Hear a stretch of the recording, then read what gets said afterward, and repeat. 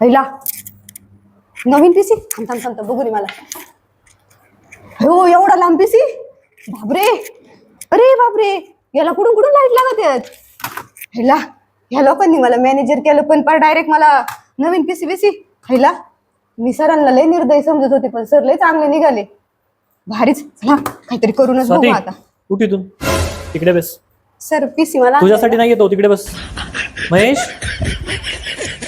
बस तिकडे बस इथे. तुझ्यासाठी आपण ही स्क्रीन घेतली आहे नवीन. आता चांगले व्हिडिओ एडिट करून दे. छान आहे ना. Yes sir. तुझं काम कर.